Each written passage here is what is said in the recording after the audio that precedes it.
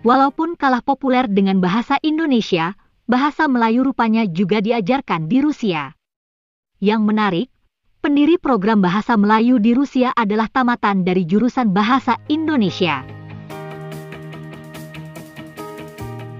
Kalau kita nak tengok titik permulaannya, ya, bahasa Melayu mula diajar sini, maka jasanya ialah jasa Dr. Tatiana Dorofeeva, yang dulu menjadi pensyarah saya dan pensyarah pertama bahasa Melayu Malaysia di sini secara amnya. Kerana kalau bahasa Melayu Indonesia sudah agak lama, dan di fakulti ini di Universiti Moskow bahasa Indonesia dah diajar cukup lama dulu, ya.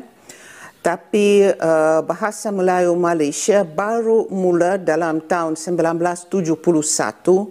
Ini tahun ada pengambilan pelajar yang pertama, ya, yang mempelajari bahasa Melayu Malaysia. Dr. Tatiana menjadi pensyarah. Sebab mula-mula Dr. Tatiana sendiri adalah tamatan jurusan Indonesia, ya. Tapi kebetulan pada tahun 1971, Dr. Tatiana sama juga Dr. Victor Pogadaev, ya, seorang pencinta bahasa dan sastra Melayu yang besar. Kedua-dua mereka sama, saya fikir 3 orang rakan lain, mendapat peluang untuk ke Universiti Malaya, ke Kuala Lumpur. Dan semasa di sana, Dr. Tatiana sedar ada perbezaan antara bahasa Melayu Malaysia, bahasa Melayu Indonesia. Jadi misalnya jika nak menterjemahkan di peringkat rasmi, ya, atau urusan surat menyurat atau apa, ada perbezaannya. Mungkin kalau bergaul saja, bolehlah, ya, saling memahami. Tapi pada hakikatnya perbezaannya cukup ketara. Dr. Tatiana sama rakan-rakannya di sana selama satu sesi akademik. Dan sekembalinya sini, Dr. Tatiana tampil dengan cadangan, ya, anjuran nak mengajar bahasa Melayu Malaysia secara berasingan. Dan mulai dari masa itu, ya, bahasa Melayu Malaysia dan bahasa Melayu Indonesia mula diajar di sini, di fakulti ini, di Moscow State University secara berasingan. Sekarang ini, fakulti ini, ya, Institut Negara-Negara Asia dan Afrika, menjadi satu-satunya pusat yang mengajar, yang mengkhusus, ya, dalam pengajaran bahasa Melayu Malaysia. Ada juga institusi lain yang sangat tinggi juga martabatnya, ya, seperti University St. Petersburg.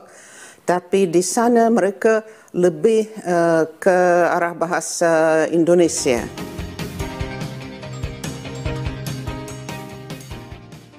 Pengajaran bahasa Indonesia di Rusia memang sudah lama sekali, yakni sejak zaman Presiden Soekarno. Sebetulnya, bahasa Indonesia sudah dipelajari di Rusia sejak tahun 1955, tak lama setelah kunjungan Presiden Soekarno ke Rusia. Mulanya dikirimkan Profesor Ontoyo untuk mengajar bahasa Indonesia di Moscow State University, lalu berlanjut ke universitas lain di Uni Soviet. Sejak itu, kajian dan penelitian bahasa Indonesia mulai bermunculan, mulai dari aspek linguistik, sastra, hingga tata buku bahasa baku. Tahun 1972, buku Tata Bahasa Indonesia diterbitkan di Rusia, disusun oleh Alifa, Arakin, Ogloblin, dan Srik. Minat masyarakat Rusia untuk mempelajari bahasa Indonesia sangatlah tinggi. Kalau dulu bahasa Indonesia hanya dipelajari di 2 universitas, tapi sekarang meningkat sejak adanya Festival Indonesia di Moskow. Studi bahasa Indonesia di Kazan, yaitu di Federal University, sudah dibuka sejak 5 tahun yang lalu. Kazan merupakan wilayah yang sebagian penduduknya adalah Muslim. Kemudian dikirimnya sejumlah guru bahasa Indonesia untuk penutur asing atau BIPA, juga semakin meningkatkan hubungan diplomatik kedua negara.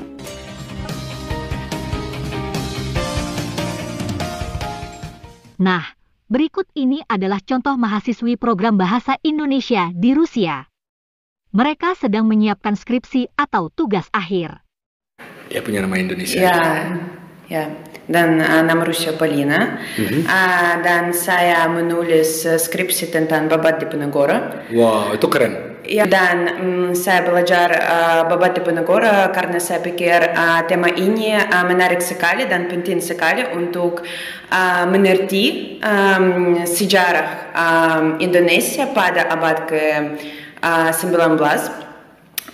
Dan peristiwa ini penting sekali.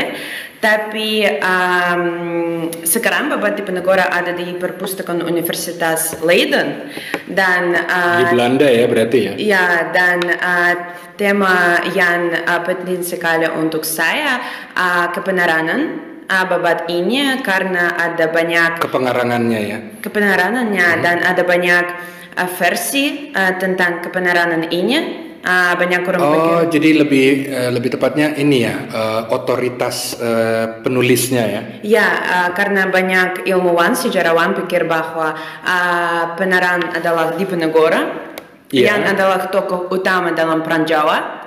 Mereka pikir penulisnya Diponegoro sendiri. Ya, tapi ada versi yang lain bahwa ini adalah mungkin orang yang menolongnya dan yang adalah tokoh utama dalam perang Jawa juga. Babat Diponegoro itu sebenarnya perang gitu maksudnya? Ya. Perang? Ya, tentang perang dengan orang Belanda. Oke. Jenderal de Kock dan lainnya. Jenderal de Kock dan jenderal-jenderal Belanda yang lain. Gitu. Yang penting juga adalah penyebab perang itu.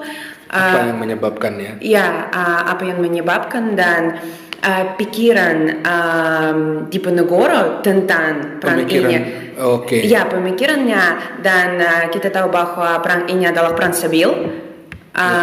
Dan Sabil ya. Ya, Sabil dan perang suci. Ya, dan apa dia pikir tentang perang ini, apa dia mau lakukan dan saya pikir apa ide utama dalam perang itu, perang Sabil, dan dia mau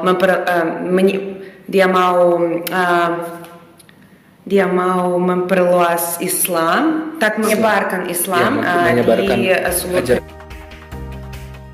Sekarang Alina dia mau menjelaskan tentang tema waktu itu transgender ya dalam praktek shamanisme. Mungkin transgender saja, tapi juga tentang wanita dan pria dalam praktek itu ya. Ya, dan praktek perdukunan. Dan begitulah teman-teman perkembangan bahasa Indonesia di kalangan penutur asing. Terima kasih ya teman-teman sudah menonton video ini. Semoga bermanfaat dan sampai jumpa lagi.